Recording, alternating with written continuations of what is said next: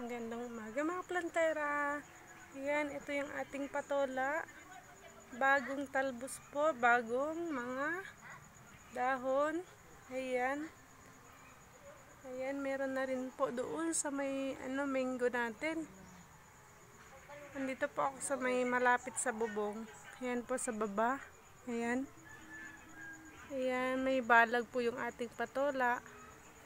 Tapos malapit na po siyang magkaroon ng bulaklak. Magtatalbos sana tayo mga plantera, kaya lang, ayan, tignan nyo. Nasasayangan ako kasi meron na siyang palabas ng mga bulaklak.